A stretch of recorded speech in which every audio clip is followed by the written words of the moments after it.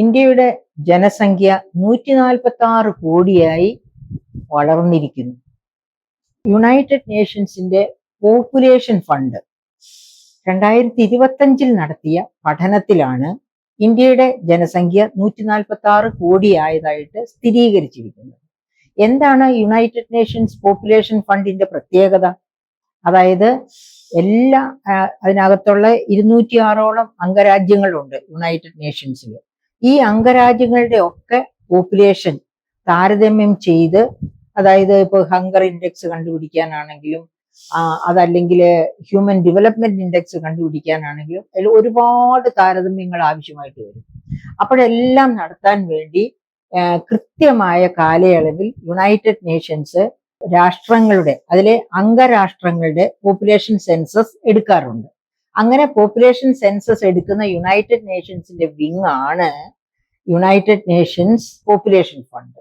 2025 നടത്തിയ പോപ്പുലേഷൻ ഫണ്ടിന്റെ സെൻസസ് അനുസരിച്ചാണ് ഇന്ത്യയുടെ പോപ്പുലേഷൻ 146 കോടിയായിരിക്കുന്നത്. എൻ്റെ സുഹൃത്തുക്കൾക്ക് ഓർമ്മയുണ്ടായിരിക്കുമല്ലോ, എന്നാണ് ഇന്ത്യ ലോകത്തെ ഒന്നാമത്തെ പോപ്പുലേഷനായി തീർന്നത് എന്ന്. ഇതുപോലെ യുണൈറ്റഡ് നേഷൻസ് തന്നെ 2023 നടത്തിയ പോപ്പുലേഷൻ സ്റ്റഡിയിൽ ആണ് കണ്ടെത്തുന്നത് ചൈനയെ ഓവർടേക്ക് ചെയ്ത് ഇന്ത്യ ഒന്നാമത്തെ പോപ്പുലേഷനായി മാറിയിരിക്കുന്നു എന്ന്. അതുവരെ, അതായത് 2023 മെയ് മാസം വരെ ചൈനയായിരുന്നു ലോകത്തെ ഒന്നാമത്തെ പോപ്പുലേഷൻ. അന്ന് മുതലാണ്, ആ മെയ് മാസം മുതലാണ് ഇന്ത്യയാണ് ഒന്നാമത്തെ പോപ്പുലേഷൻ ആയത്. 2ാം സ്ഥാനത്താണ് ഇപ്പോൾ ചൈന നിൽക്കുന്നത്. ഇപ്പോൾ ഇന്ത്യയുടെ പോപ്പുലേഷൻ 146 കോടിയായിട്ട് വളർന്നപ്പോൾ ചൈനയുടെ പോപ്പുലേഷൻ 141 കോടിയിലേ എത്തിയിട്ടുള്ളൂ. 5 കോടി ഇന്ത്യയിലാണ് പോപ്പുലേഷൻ കൂടുതൽ എന്നർത്ഥം. അപ്പൊ ഈ പോപ്പുലേഷൻ പോളിസി നമുക്ക് സത്യം പറഞ്ഞാൽ നമ്മുടെ ഇന്ത്യയിലെ പോപ്പുലേഷൻ സെൻസസ് തുടങ്ങിയ കാലം മുതൽ എല്ലാ 10 വർഷം കൂടുമ്പോഴും, ചില സമയങ്ങളിലൊക്കെ ചില വർഷങ്ങൾ മാറ്റം ഒക്കെ വന്നിട്ടുണ്ട്. അതായത് ഒരു വർഷമൊക്കെ എക്സ്റ്റെൻഡ് ചെയ്യേണ്ടി വരിക, അങ്ങനെയൊക്കെ. പക്ഷെ ഈ 2011 പോപ്പുലേഷൻ സെൻസസ് എടുത്തതിന് ശേഷം 2021 നടത്തേണ്ടിയിരുന്ന ഡെക്കേഡൽ പോപ്പുലേഷൻ സെൻസസ്, അതായത് ഓരോ 10 വർഷം കൂടുമ്പോഴും എടുക്കേണ്ട പോപ്പുലേഷൻ സെൻസസ് ഇന്ത്യയിൽ നടത്തിയില്ല. 2021 അത് നടത്താതിരുന്നതിന്റെ കാരണമായി പറയുന്നത് കോവിഡ് മഹാമാരിയാണ്. അത് ശരിയാണ് തന്നെ. പക്ഷേ അതിനുശേഷം കോവിഡ് ഒക്കെ പോയി 2022 മുതൽ വേണമെങ്കിൽ നമുക്ക് സെൻസസ് നടത്താമായിരുന്നു. പക്ഷെ എന്തുകൊണ്ടോ കേന്ദ്ര ഗവൺമെന്റിൻ്റെതായ കാരണങ്ങൾ കാണും. പക്ഷെ കാരണങ്ങൾ എന്ത് തന്നെയായാലും ആ കാരണങ്ങളെ വികലമായ കാരണങ്ങൾ എന്നേ നമുക്ക് വിലയിരുത്താനാവൂ. കാരണം പോപ്പുലേഷൻ സെൻസസ് എടുത്ത് പോപ്പുലേഷന്റെ വളർച്ചാ രീതിയും അതിന്റെ പ്രത്യേകതകളും എല്ലാം മനസ്സിലാക്കി കഴിഞ്ഞാൽ മാത്രമേ അതിനനുസരിച്ച് നമ്മുടെ സാമ്പത്തിക രംഗത്തെ കരുനീക്കങ്ങൾ നടത്താൻ പറ്റുകയുള്ളൂ. അപ്പൊ അതിനുള്ള ശ്രമം നടത്തിയില്ല എന്നുള്ളത് ഇന്ത്യയെ ഭരിക്കുന്ന ഗവൺമെന്റിന്റെ ഒരു വലിയ പാളിച്ചയായിട്ട് തന്നെയാണ് സാധാരണ രീതിയിൽ ഇന്ത്യയിലുള്ളവരും മറ്റു രാഷ്ട്രങ്ങളിലുള്ളവരും യുണൈറ്റഡ് നേഷൻസും ഒരുപക്ഷെ ഉണ്ടായിരിക്കുക. UNFPAയുടെ മറ്റു നിഗമനങ്ങൾ, അതായത് ഇന്ത്യയുടെ പോപ്പുലേഷൻ ഇപ്പൊ 146.39 കോടി ആയിരിക്കുന്നത് 170 കോടി വരെ വളർച്ച മുകളിലോട്ട് പോകും, വളർന്നുകൊണ്ടേയിരിക്കും 170 കോടി ആകുന്നത് വരെ. അതിന് 40 വർഷം എടുക്കും 170 കോടിയാകാൻ. ആ 40 വർഷത്തിന് ശേഷം അത് പതുക്കെ താഴേക്ക്, പോപ്പുലേഷന്റെ വളർച്ച കുറഞ്ഞു വരും എന്നാണ് നിഗമനത്തിൽ എത്തിയിരിക്കുന്നത്. അതിന് പല കാരണങ്ങളുണ്ട്. ആ കാരണങ്ങളും നമുക്ക് വിശകലനം ചെയ്യാവുന്നതേ ഉള്ളൂ. അപ്പൊ ഇപ്പോഴത്തെ കണ്ടെത്തൽ അനുസരിച്ച് നമ്മുടെ പോപ്പുലേഷനെ എങ്ങനെയാണ് തരം തിരിച്ചിരിക്കുന്നത്, ആഗോളതലത്തിൽ തന്നെയുള്ള പോപ്പുലേഷനെ എങ്ങനെയാണ് UNFP എത്തിയിരിക്കുന്നത് നോക്കാം. അതായത് ലോകത്തെ ജനസംഖ്യ 823 കോടിയാണ്. എന്ന് വെച്ചാൽ 8.2 ബില്യൺ, 23 ബില്യൺ, 8.238 ബില്യൺ, 23 കോടി. അതാണ് ലോക ജനസംഖ്യ. അതിൽ നിന്നാണെന്ന് ഓർക്കണം 146.39 കോടി ഇന്ത്യയിലാണ് എന്ന് പറയുന്നത്. അപ്പം മറ്റ് രാജ്യങ്ങളിലെയൊക്കെ പോപ്പുലേഷൻ ഇന്ത്യയുടെ പോപ്പുലേഷനുമായിട്ട് താരതമ്യം ചെയ്യുമ്പോൾ എത്ര കുറവായിരിക്കും എന്നുകൂടി നാം ഓർക്കണം. ആകട്ടെ, അപ്പോൾ അങ്ങനെ ജനസംഖ്യ ആകെ ലോക ജനസംഖ്യ 8.823 അഥവാ 8.23 ബില്യൺ. പ്രത്യുൽപാദന നിരക്ക് 2.2. പുരുഷന്മാരുടെ ആയുർദൈർഘ്യം 71 വയസ്സ്, സ്ത്രീയുടേത് 76 വയസ്സ്. ഇവിടെ നമുക്ക് വേണമെങ്കിൽ ഒരു അല്പം ചിന്തിക്കാം. എന്താ പുരുഷന്മാരുടെ ആയുർദൈർഘ്യം 71 സ്ത്രീകളുടേത് 76 ആയിരിക്കുന്നത്? അതിന്റെ ഒരു കാരണം ഞാൻ തന്നെ പറയട്ടെ. ഇതേ യുണൈറ്റഡ് നേഷൻസ് 1980 പറഞ്ഞ ഒരു കാരണമാണ്. ലോകത്ത് ചെയ്യപ്പെടുന്ന ജോലിയുടെ 2/3 ചെയ്യുന്നത് സ്ത്രീകളാണ്. പക്ഷെ അവർക്ക് കിട്ടുന്ന വരുമാനം 1/10 മാത്രം എന്നാണ് അന്ന് യുണൈറ്റഡ് നേഷൻസ് പറഞ്ഞത്. അപ്പോൾ ഈ 2/3 ജോലി ചെയ്യുന്ന സ്ത്രീകൾ എന്ന് വെച്ചാൽ സ്ത്രീകൾക്ക് ഒരുപാട് വ്യായാമം, അവർ ചെയ്യുന്ന ജോലി തന്നെ വലിയ വ്യായാമമായി മാറുന്നു. അതുകൊണ്ട് തന്നെ അവരുടെ ആയുർദൈർഘ്യം 76 വയസ്സിൽ എത്തി നിൽക്കുന്നു. അതേസമയത്ത് പുരുഷന്മാര് 5 വർഷവും കൂടി നേരത്തെ കടന്നു പോകുന്നു, 71. ഞാൻ പറഞ്ഞു വരുന്നത് പുരുഷന്മാർ കടന്നു പോകട്ടെ, അത് സന്തോഷം എന്നുള്ളതല്ല. ഈ രീതി, അതായത് സ്ത്രീകൾ ചെയ്യുന്നത് പോലെ വാർദ്ധക്യത്തിൽ 60+ സിൽവർ ഡിവിഡൻഡ് അത് നേടിയെടുത്ത് ആയുർദൈർഘ്യം 76 വരെ സ്ത്രീക്കൊപ്പമാകുകയോ അതിനേക്കാൾ മുകളിൽ പോവുകയോ ചെയ്യാനായിട്ട് ഏത് പ്രായത്തിലും സ്ത്രീകൾ ചെയ്യുന്നത് പോലെ തന്നെ പുരുഷന്മാരും കുറെ ജോലികളൊക്കെ ചെയ്യുക. എക്സർസൈസ് ചെയ്താലും മതി, വീട്ടുജോലികളോ ഒന്നും ചെയ്യണമെന്നില്ല, എക്സർസൈസ് ചെയ്താലും മതി. ആർക്ക് വേണ്ടി? അവനവന് വേണ്ടി തന്നെ, അവനവന്റെ തന്നെ ആയുർദൈർഘ്യം വർദ്ധിപ്പിച്ച് പിന്നെ ബുദ്ധിമുട്ടില്ലാതെ ജീവിച്ച് മുന്നോട്ട് പോകാൻ വേണ്ടി. അപ്പൊ അങ്ങനെ ചെയ്യുന്ന പക്ഷം 71 എന്നുള്ളത് 76 വരെയെങ്കിലും ആക്കാൻ പുരുഷന്മാർക്കും കഴിയും എന്ന് ഞാൻ കൂട്ടത്തിൽ പറഞ്ഞതേ ഉള്ളൂ. അത് ഇവിടെ പോപ്പുലേഷനെ പറ്റി സംസാരിക്കുമ്പോൾ സംഗതമാണ് എന്ന് തോന്നിയത് കൊണ്ടാണ് ഞാൻ ആ അഭിപ്രായം പറഞ്ഞത്. ഇനി നമ്മൾ ഇന്ത്യയിലേക്ക് വരാം. ഇന്ത്യയുടെ ഈ പോപ്പുലേഷന്റെ തിരിവ് എങ്ങനെയാണ് എന്ന് നോക്കാം. ജനസംഖ്യ 146,39,00,000. ഞാൻ നേരത്തെ പറഞ്ഞത് തന്നെ. പ്രത്യുൽപാദന നിരക്ക് 1.9. ആഗോളതലത്തിൽ പ്രത്യുൽപാദന നിരക്ക് എത്രയാണ്? 2.2. അപ്പോ പ്രത്യുൽപാദന നിരക്ക്, എന്ത് തരത്തിലുള്ള പ്രത്യുൽപാദന നിരക്കാണ് വേണ്ടത്? 2.1. അതാണ് നാം ആഗ്രഹിക്കുന്ന, ലോകം ആഗ്രഹിക്കുന്ന പ്രത്യുൽപാദന നിരക്ക്. എന്താണ് ഈ 2.1 എന്ന് പറയുന്ന പ്രത്യുൽപാദന നിരക്ക്? Replacement rate of growth of population. അതിനെ ഇംഗ്ലീഷിൽ പറഞ്ഞാല് അതാണ് 2.1 ആണ് replacement rate of growth of population എന്ന് പറയുന്നത്. എന്താണ് ഈ replacement rate of growth of population? നിങ്ങളിൽ ഒരുപാട് പേർക്കും അതറിയാമായിരിക്കും. അതായത് ഒരു ഭർത്താവും ഭാര്യയും മുഖത്തോട് മുഖം നോക്കിക്കൊണ്ട് പറയുക, നമ്മൾ വിവാഹിതരായി, നമുക്ക് എത്ര കുട്ടികൾ വേണം? ഒരു കുട്ടി എന്നെ റീപ്ലേസ് ചെയ്യാൻ, ഒരു കുട്ടി നിന്നെ റീപ്ലേസ് ചെയ്യാൻ, പ്ലസ് 0.1 കുട്ടി. അങ്ങനെ കുട്ടി ഉണ്ടാവുമോ 0.1 എന്ന് പറഞ്ഞിട്ട്? ഇല്ലേ ഇല്ല. അത് എന്തിനാണ് അങ്ങനെ പറയുന്നതെന്ന് അറിയാമോ? അതായത് ജീവിതകാലം മുഴുവനും സെലിബസി മെയിൻറ്റെയിൻ ചെയ്യാൻ തയ്യാറെടുക്കുന്ന ഒരുപാട് സന്യാസിമാരെ നമുക്കറിയാം. അതായത് എല്ലാത്തരം സന്യാസിമാരെയും ചേർത്താണ് ഞാൻ പറയുന്നത്. അപ്പോ ആ സന്യാസിമാരെ റീപ്ലേസ് ചെയ്യാനായിട്ട്, അതുപോലെ തന്നെ ട്രാൻസ്ജെൻഡേഴ്സിനെ റീപ്ലേസ് ചെയ്യാനൊക്കെ ആരെങ്കിലും 2-ലധികം കുട്ടികളെ പ്രസവിക്കണ്ടേ? അപ്പൊ ചിലര് എല്ലാവരും 2 കുട്ടികൾ മതി എന്ന് വെക്കുക. പക്ഷെ ചിലര് 3 കുട്ടി 4 കുട്ടിയിലേക്കൊക്കെ പോയാലും അബദ്ധമില്ല, തെറ്റില്ല എന്നാണ്. Replacement rate of growth of population is 2.1. അത് 2 ആണെങ്കിൽ എനിക്കൊന്ന് നിനക്കൊന്ന്, അങ്ങനെ 2 കുട്ടികൾ മതി. പക്ഷെ 2.1 എന്ന് പറയുന്നത് ഇങ്ങനെ പിന്നെ വന്ധ്യതയുള്ളവർക്ക്, അതുപോലെ സെലിബസി മെയിൻറ്റെയിൻ ചെയ്യുന്നവർക്ക്, ട്രാൻസ്ജെൻഡേഴ്സിന് ഒക്കെ റീപ്ലേസ് ചെയ്യാനായിട്ടുള്ള കുഞ്ഞുങ്ങള്. അപ്പം ചില കപ്പിള് 3 കുട്ടികളെയൊക്കെ പ്രസവിക്കുക, അത് നല്ലതാണ് എന്നാണ് ഉദ്ദേശിക്കുന്നത്. അപ്പം ഇപ്പൊ ഇന്ത്യയുടെ അവസ്ഥ എന്താണ്? റീപ്ലേസ്മെന്റ് റേറ്റ് ഓഫ് ഗ്രോത്തിനേക്കാൾ താണു പോയിരിക്കുന്നു. എത്രയാണ് നമ്മുടെ റേറ്റ് ഓഫ് ഗ്രോത്ത്? 1.9%. പ്രത്യേകമായിട്ട് ഏത് സംസ്ഥാനങ്ങൾ കാരണമാണ് ഈ 1.9% റേറ്റ് ഓഫ് ഗ്രോത്തിലേക്ക് പോപ്പുലേഷൻ റേറ്റ് ഓഫ് ഗ്രോത്ത് പോയിരിക്കുന്നത്? തെക്കേ ഇന്ത്യൻ സംസ്ഥാനങ്ങൾ. എന്തുകൊണ്ടാണ് തെക്കേ ഇന്ത്യൻ സംസ്ഥാനങ്ങളിൽ മാത്രമല്ല ചില വടക്കേ ഇന്ത്യൻ സംസ്ഥാനങ്ങളും ഉണ്ട് അങ്ങനെയുള്ള റേറ്റ് ഓഫ് ഗ്രോത്ത് ഉള്ളത്. പക്ഷെ തെക്കേ ഇന്ത്യൻ സംസ്ഥാനങ്ങളെല്ലാം 2.1 എന്നുള്ളതിനേക്കാൾ ഒത്തിരി താഴെ പോയിരിക്കുക. കേരളം അടക്കം 2.1 എന്നുള്ള ആ റേറ്റിൽ നിന്ന് താഴെ പോയിരിക്കുന്നു എല്ലാ തെക്കേ ഇന്ത്യൻ സംസ്ഥാനങ്ങളും. അതിനാരെ പഴിക്കണം? ആരെയും പഴിക്കണ്ട. ഇന്ത്യ ഗവൺമെന്റ് 1970 കൊണ്ടുവന്ന പോപ്പുലേഷൻ പോളിസി, ആ പോപ്പുലേഷൻ പോളിസി കൃത്യമായി ഫോളോ ചെയ്ത സംസ്ഥാനങ്ങളാണ് തെക്കേ ഇന്ത്യൻ സംസ്ഥാനങ്ങൾ. അങ്ങനെയാണ് തെക്കേ ഇന്ത്യൻ സംസ്ഥാനങ്ങളിലെ പോപ്പുലേഷൻ കുറഞ്ഞു വന്നത്. സാക്ഷരത വർദ്ധിക്കുക, ജീവിത നിലവാരം ഉയരുക, ഇതൊക്കെ ചെയ്യുമ്പോഴേക്കും പലപ്പോഴും കപ്പിള് 2 കുട്ടി വേണോ 1 കുട്ടി പോരെ എന്ന ചിന്തയിലേക്കൊക്കെ മാറും. അങ്ങനെ മാറി. അത് മാത്രവുമല്ല, ഇപ്പോ നമ്മൾ ഓർക്കണം, വേറൊരു ടെൻഡൻസി വളർന്നു വരികയാണ്, അതായത് ലിവിങ് ടുഗെദർ.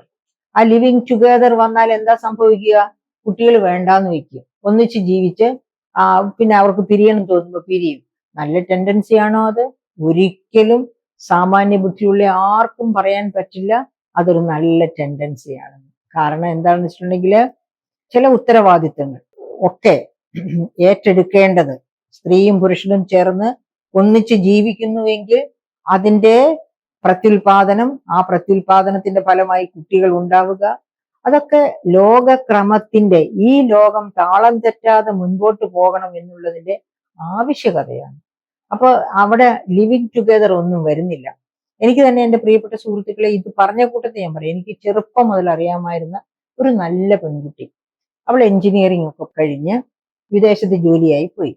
ആ കുട്ടി ഈ നാട്ടിൽ വന്ന് തന്നെ ഒരു എഞ്ചിനീയറെ തന്നെ കല്യാണം കഴിച്ച് അവർ ജീവിക്കുകയാണ്. വിദേശത്ത് ജോലിയായി രണ്ടുപേരും ജീവിക്കുകയാണ്. ഈ അടുത്തിടെ ആ കുട്ടി നാട്ടിൽ വന്നു കഴിഞ്ഞ് ഞങ്ങൾ തമ്മിൽ സംസാരിക്കുമ്പോൾ എനിക്ക് അവളെ നല്ല ഇഷ്ടമായിരുന്നു. സംസാരിച്ചപ്പോൾ ആ കുട്ടി പറയുക, കല്യാണത്തെക്കാളൊക്കെ നല്ലതാണ് ടീച്ചറെ ലിവിങ് ടുഗെദർ. അപ്പൊ ഞാൻ ചോദിച്ചു, എന്താ താൻ അങ്ങനെ പറയുന്നത്? അപ്പൊ നമ്മുടെ ലോകം ഇതുപോലെ മുൻപോട്ട് പോകണ്ടേ? ലിവിങ് ടുഗെദർ ആയാൽ ആരാ കുട്ടികളുടെ റെസ്പോൺസിബിലിറ്റി എടുക്കുക? ഇപ്പൊ നമ്മൾ കല്യാണം കഴിക്കാതെ ലിവിങ് ടുഗെദർ 1-2 കുട്ടികളുണ്ടായി, കുട്ടികളെയും കളഞ്ഞിട്ട് അച്ഛൻ അച്ഛന്റെ വഴിക്ക് വേറെ വെട്ടി പോകുന്നു, അമ്മ അമ്മയുടെ വഴി വേറെ ലിവിങ് ടുഗെദറിന് പോകുന്നു. അപ്പൊ ആ കുട്ടികൾക്ക് എന്ത് സംഭവിക്കും എന്ന് ചോദിച്ചപ്പോ, അല്ല അങ്ങനെ പോകണ്ട, കുട്ടികൾ വേണ്ടാന്ന് വെച്ചാൽ മതി. അപ്പൊ ഞാൻ ചോദിച്ചപ്പോ ഈ ലോകം മുൻപോട്ട് പോകണ്ടേ? നമുക്ക് ഒരു അബ്രപ്റ്റ് എൻഡ്, ലോകത്ത് മനുഷ്യരില്ലാതെയാവുക, മനുഷ്യർ കുറഞ്ഞു കുറഞ്ഞു വരിക, അങ്ങനെയാണോ ഉദ്ദേശിക്കുന്നത്? അത് കഴിക്കേണ്ടവർ കഴിച്ചോട്ടെ. ആ തരത്തിലുള്ള ഒരു ആറ്റിറ്റ്യൂഡിലേക്ക് നമ്മുടെ യുവത്വം മാറിക്കൊണ്ടിരിക്കുകയാണ്.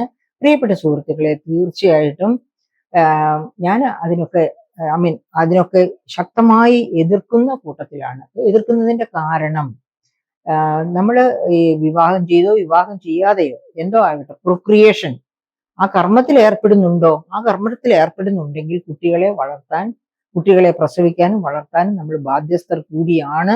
വരുന്ന തലമുറയെ പറ്റി ഒരു ഇരുണ്ട ലോകമല്ല നമുക്ക് വേണ്ടത്. നമുക്ക് വേണ്ടത് നല്ല മനുഷ്യർ ജീവിക്കുന്ന തെളിഞ്ഞ ഒരു ലോകമാണ്. അങ്ങനെ തെളിഞ്ഞ ഒരു ലോകത്തിന് വേണ്ടി എന്താ വേണ്ടതെന്നറിയാമോ? അതിന് നിങ്ങൾ ഗാരി എസ് ബെക്കർ എഴുതിയ a treatise on the family എന്ന ഗ്രന്ഥം എടുത്ത്, അദ്ദേഹത്തിന് നോബൽ പ്രൈസ് കിട്ടിയ ബുക്കാണ് കേട്ടോ. Gary S Becker Harvard University professor ആയിരുന്നു. അദ്ദേഹം 1981 എഴുതിയ ബുക്കാണ്. ആ ബുക്ക് എഴുതാനുണ്ടായ ആ കാലഘട്ടത്തില് ഒരു പ്രത്യേകത ഉണ്ടായിരുന്നു. സ്കൈ റോക്കറ്റിംഗ് ഡൈവോഴ്സസ് ആയിരുന്നു അമേരിക്കയിൽ. ആ സമയത്താണ് അദ്ദേഹം ഈ കുത്തഴിഞ്ഞ കുടുംബജീവിതത്തെ പറ്റിയുള്ള ആ പഠനത്തിന് ശേഷം ഈ പുസ്തകം എഴുതിയത്. ഇതിന് അദ്ദേഹത്തിന് നോബൽ പ്രൈസ് കൊടുത്തു. നോബൽ പ്രൈസ് കൊടുത്തപ്പോൾ നോബൽ കമ്മിറ്റിയെ നയിച്ച ഘടകങ്ങൾ എന്തായിരിക്കണം?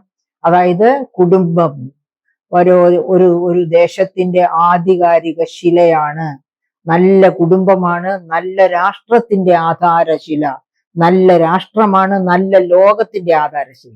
അങ്ങനെ വിചാരിച്ചിട്ടാണ് എന്താണ് പറയുക, നൊബേൽ കമ്മിറ്റി അദ്ദേഹത്തിന് നോബൽ പ്രൈസ് കൊടുക്കുന്നത്. ആ പുസ്തകം നിങ്ങൾ എടുത്ത് വായിച്ചു നോക്കണം, വെബ്സൈറ്റിൽ നിന്നെടുത്ത്.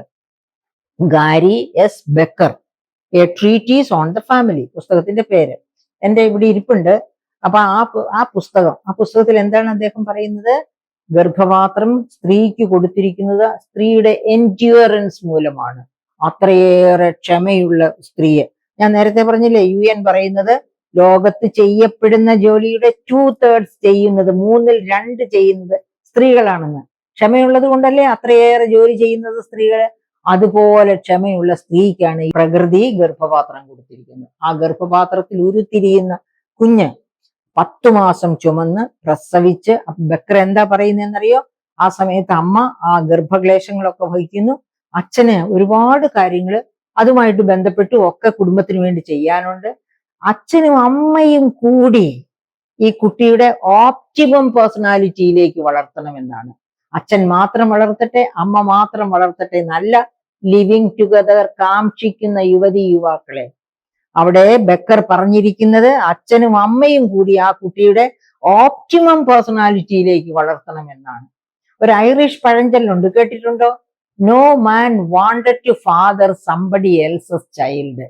ഒരു പുരുഷനും മറ്റൊരുത്തന്റെ കുഞ്ഞിനെ താലോലിക്കാനോ വളർത്താനോ ഇഷ്ടമില്ലെന്ന്. എന്ന് വെച്ചാൽ എന്റെ കുഞ്ഞാണെങ്കിൽ എനിക്ക് സന്തോഷം, വേറെ ആരുടെയും കുഞ്ഞിനെ നോക്കാൻ എനിക്ക് താല്പര്യമില്ലെന്ന്. എന്ന് വെച്ചാൽ ഈ ലിവിങ് ടുഗദർ, ഒരുത്തനിലുണ്ടായ 2 മക്കളെയും കൊണ്ട് അമ്മ വേറൊരുത്തന്റെ കൂടെ ലിവിങ് ടുഗദറിന് ചെയ്യുമ്പോൾ അമ്മയെ ഇഷ്ടമായിരിക്കും, പക്ഷെ മക്കളോട് മുഖം തിരിഞ്ഞു നിൽക്കും. നമ്മൾ കേൾക്കാറുണ്ട്, കേരളത്തിൽ തന്നെ തിരുവനന്തപുരത്ത് തന്നെ അങ്ങനെയല്ല, അത് ലിവിങ് ടുഗദർ അല്ല എങ്കിൽ തന്നെയും കുഞ്ഞുങ്ങളെ ഇഷ്ടമില്ലാതെ ഏതൊക്കെ തരത്തില് പലതും ഉണ്ട്. അങ്ങനെ തന്നെയാണ് അമ്മയുടെ ഭർത്താവിൽ ജനിച്ച കുട്ടിയെ ആ ഭർത്താവിനെ കൊന്നതിന് ശേഷം കാമുകൻ ആ അമ്മയെ കൊണ്ടുപോകുന്നൊക്കെ കഥകൾ ഇവിടെ കേരളത്തിൽ ഉണ്ടായിട്ടുള്ളത്. അങ്ങനത്തെ കഥകളൊക്കെ 2 വർഷം മുൻപ്.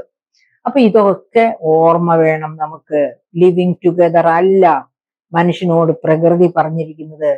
ലിവിങ് ടുഗദറിന്റെ ബാക്കി പത്രമായിട്ടുണ്ടാകുന്ന കുഞ്ഞുങ്ങളെ 2 പേരും ചേർന്ന് വളർത്തി ഓപ്റ്റിമം പേഴ്സണാലിറ്റിയിലേക്ക് കൊണ്ടുപോകാനാണ് പ്രകൃതി ആവശ്യപ്പെടുന്നത്. അതിനാണ് ഇത്രയധികം എൻഡ്യൂറൻസ്, ക്ഷമാശീലമുള്ള ഒരു സ്ത്രീയെ സൃഷ്ടിച്ചിരിക്കുന്നത്. ആ സ്ത്രീക്ക് ഗർഭപാത്രം കൊടുത്തിരിക്കുന്നു, പുരുഷനല്ല ഗർഭപാത്രം കൊടുത്തിരിക്കുന്നത്.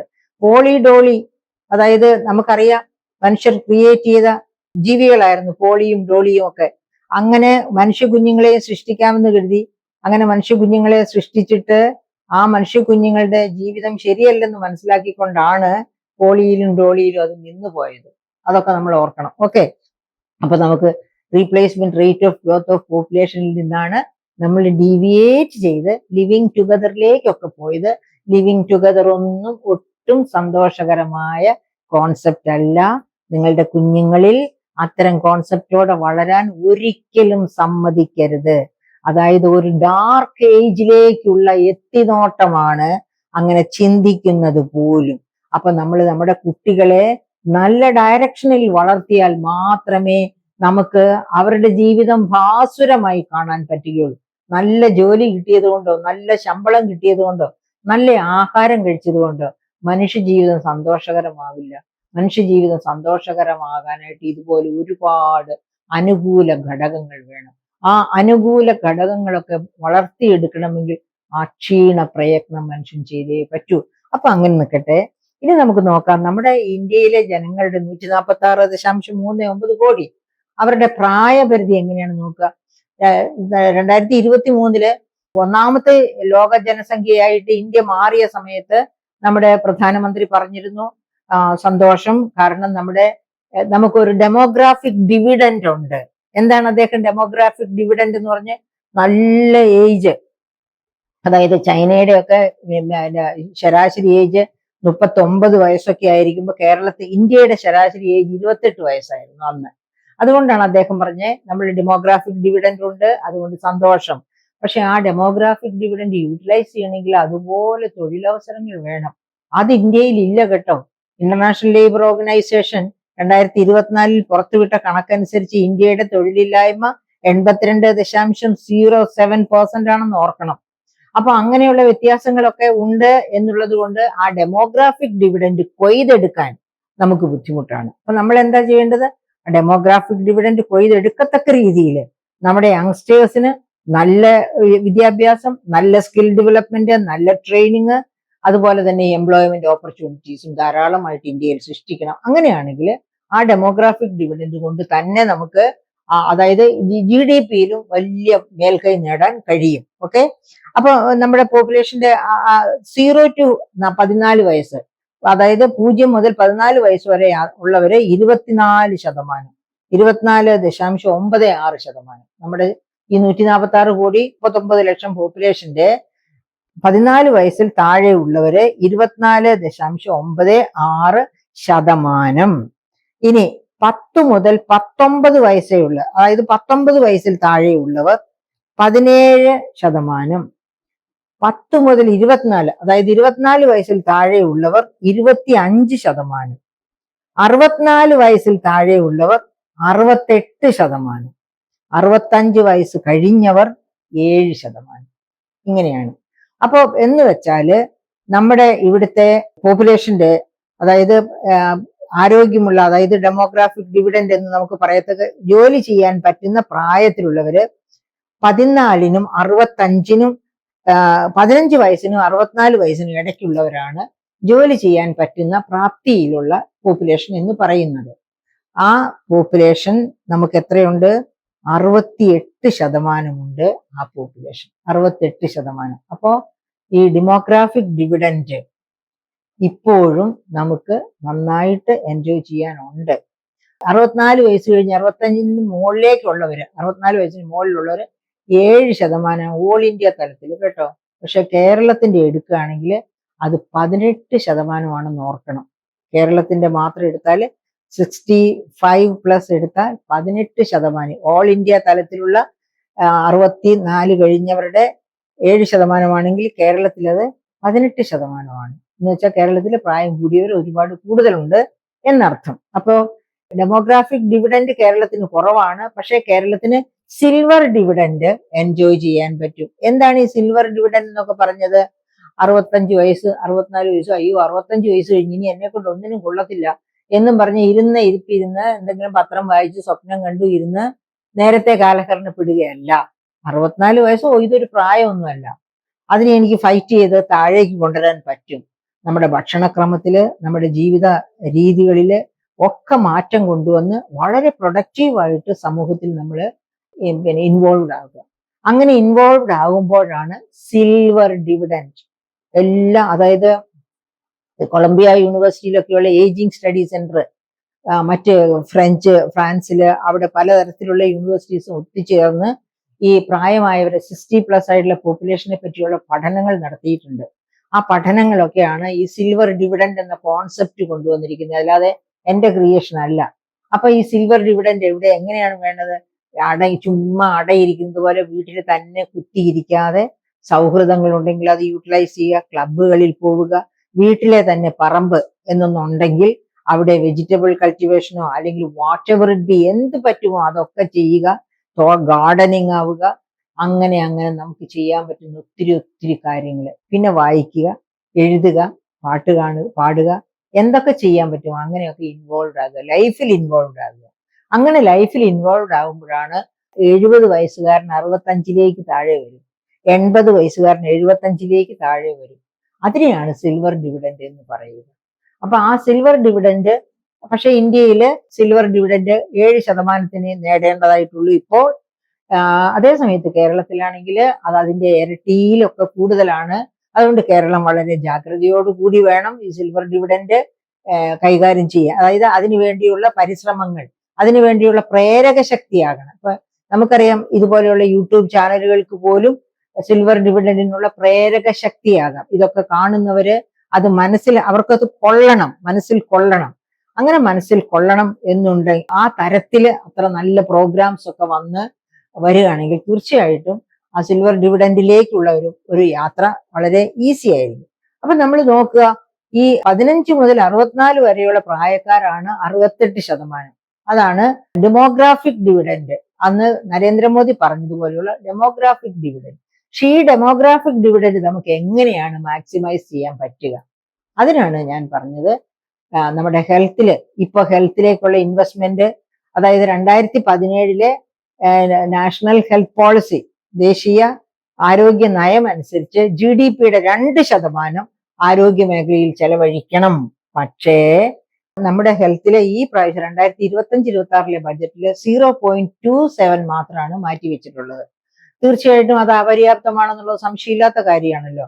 അപ്പം അതുപോലെ തന്നെ ഈ 7% 65 വയസ്സിൽ മുകളിലേക്കുള്ളവർ ഓൾ ഇന്ത്യ തലത്തിൽ ഉണ്ടെങ്കിൽ ജെറിയാട്രി കെയർ പോലെ അവർക്ക് വേണ്ടിയുള്ള പ്രത്യേക സൗകര്യങ്ങളും സാഹചര്യങ്ങളും ഒരുക്കി ആ ഡിവിഡൻഡ്, സിൽവർ ഡിവിഡൻഡ് കൊയ്തെടുക്കാനുള്ള ശ്രമവും കേന്ദ്ര ഗവൺമെന്റ് നടത്തണം. അപ്പം ഈ നാഷണൽ ഹെൽത്ത് പോളിസി വന്നാൽ പോരാ, അതിൽ പറഞ്ഞിരിക്കുന്ന 2% GDP 2% ആരോഗ്യ മേഖലയിൽ ഇൻവെസ്റ്റ് ചെയ്തിരിക്കണം. അങ്ങനെ ചെയ്യുകയാണെങ്കിൽ അത് തീർച്ചയായിട്ടും ഈ പിന്നെ ഡെമോഗ്രാഫിക് ഡിവിഡൻഡ് റീപ്പ് ചെയ്യാൻ പറ്റും. പോരാ, അതിന്റെ കൂടെ എന്തോടെ വേണം? എഡ്യൂക്കേഷനിൽ നമ്മുടെ GDP ഒരു 6%, 6% എന്നുള്ളത് എന്റെ അഭിപ്രായമല്ല, കോത്താരി കമ്മീഷൻ 1986 തന്നെ പറഞ്ഞിട്ടുണ്ട് GDP 6% വിദ്യാഭ്യാസത്തിന് വേണ്ടിയിട്ട് കേന്ദ്ര ഗവൺമെന്റ് ചെലവഴിക്കണമെന്ന്. അങ്ങനെ 6% ചെലവഴിക്കുകയാണെങ്കിൽ ഹൈലി സ്കിൽഡ് ആയിട്ട്, ഹൈലി ട്രെയിൻഡ് ആയിട്ട്, ഹൈലി എഡ്യൂക്കേറ്റഡ് ആയിട്ട് നല്ല ഒരു യൂത്ത്, ഒരു തലമുറ നമുക്കുണ്ടാകും. അപ്പോൾ നമ്മുടെ ഈ ഡെമോഗ്രാഫിക് ഡിവിഡൻഡും വളരെ ഹൈ ആയിരിക്കും. അങ്ങനെയുള്ള ഒരു പോപ്പുലേഷൻ 65 തൊട്ട് മുകളിലേക്ക് എത്തുമ്പോഴേക്കും സിൽവർ ഡിവിഡൻഡും വളരെ നന്നായിട്ട് നമുക്ക് റീപ്പ് ചെയ്യാൻ പറ്റും. അപ്പോൾ ഇനി നമുക്ക് നമ്മുടെ പോപ്പുലേഷൻ പോളിസിയെ പറ്റി ഇപ്പോൾ അഭിമാനിക്കാം. കാരണം നമുക്ക് സിൽവർ ഡെമോഗ്രാഫിക് ഡിവിഡൻഡ് ഉണ്ടാക്കാൻ പറ്റുന്ന കാലമാണ്. ഇപ്പോൾ അത്രയധികം ഇല്ല, അനുഭവിക്കാൻ പറ്റുന്നില്ല. എന്താ കാരണം? നമ്മുടെ വിദ്യാഭ്യാസത്തിന്റെ പോരായ്മ, നമ്മുടെ ഹെൽത്തിന്റെ പോരായ്മ, ഇതൊക്കെയാണ് അതിന്റെ പുറകിലുള്ളത്. അതിനെയൊക്കെ പരിഹരിച്ച് മുന്നോട്ട് പോകാൻ പറ്റുകയാണെങ്കിൽ തീർച്ചയായിട്ടും നമുക്ക് ഡെമോഗ്രാഫിക് ഡിവിഡൻഡ് എൻജോയ് ചെയ്യാൻ പറ്റും. അത് ഇന്ത്യയെ വളർച്ചയുടെ, അതായത് 2047 ആകുമ്പോഴത്തേക്കും നമ്മൾ ഒരു വികസിത് ഭാരത് എന്ന ആ ലക്ഷ്യം പൂർത്തിയായിട്ട് കൃത്യമായിട്ട് നമുക്ക് എൻജോയ് ചെയ്യാൻ പറ്റണമെങ്കിൽ, ആ ലക്ഷ്യത്തിൽ എത്തിച്ചേരാൻ പറ്റണമെങ്കിൽ ഈ ഡെമോഗ്രാഫിക് ഡിവിഡൻഡ് നമുക്ക് എൻജോയ് ചെയ്യാൻ പറ്റണം. അതിനെ ഓപ്റ്റിമത്തിലാക്കാൻ പറ്റണം. അതിനെ ഓപ്റ്റിമത്തിലാക്കണമെങ്കിൽ ഹെൽത്തിലും എഡ്യൂക്കേഷനിലും നല്ലവണ്ണം ഇൻവെസ്റ്റ്മെന്റ് വരണം. അതുപോലെ വ്യാവസായിക മേഖലയിൽ ഇപ്പൊ ഇൻഫ്രാസ്ട്രക്ചറിൽ കൊടുക്കുന്ന ഊന്നൽ വ്യാവസായിക മേഖലയ്ക്കും MSMEs, അതായത് micro small and medium enterprises, ഇന്ത്യക്ക് ചേരുന്നത് micro small and medium enterprises ആണ്. ബിക്കോസ് 146.39 കോടി ജനം, ആ ജനത്തിന്റെ 64% ജോലി ചെയ്യാൻ പ്രാപ്തിയുള്ളവരാണ്. അപ്പൊ ആ ജനതയെ ജോലിയിലേക്ക് ആകർഷിക്കാൻ പറ്റണമെങ്കിൽ അവർക്ക് വേണ്ടി ജോലി സൃഷ്ടിക്കപ്പെടണം. അതുകൊണ്ടാണ് MSME സെക്ടറിന് ഊന്നൽ കൊടുക്കുക, അവിടേക്ക് അവർക്ക് വേണ്ട സൗകര്യങ്ങൾ കൊടുക്കുക. അങ്ങനെ ഡെമോഗ്രാഫിക് ഡിവിഡൻഡ് നന്നായിട്ട് എൻജോയ് ചെയ്യാൻ ഇന്ത്യക്ക് പറ്റിയാൽ 2047 ആകുമ്പോഴത്തേക്കും നമ്മൾ തീർച്ചയായിട്ടും വികസിത് ഭാരത് ആയി മാറും. നമ്മുടെ GDP അങ്ങനെ മുമ്പോട്ട് പോവുകയാണെങ്കിൽ നമ്മുടെ GDP ഇപ്പോഴുള്ളതിന്റെ ഇരട്ടിയോ അതിൽ കൂടുതലോ ആയിട്ട് വളരാനുള്ള സാധ്യതയും ഉണ്ട്. പക്ഷെ അത് എങ്ങനെ ഈ പോപ്പുലേഷനെ കൈകാര്യം ചെയ്യും, എങ്ങനെ ഈ പോപ്പുലേഷന് വേണ്ടി ആരോഗ്യ, വിദ്യാഭ്യാസ, വ്യാവസായിക, കാർഷിക മേഖലകളിൽ ഇൻവെസ്റ്റ്മെന്റ് നടത്തും എന്നതിനെ ഒക്കെ ആശ്രയിച്ചിരിക്കും.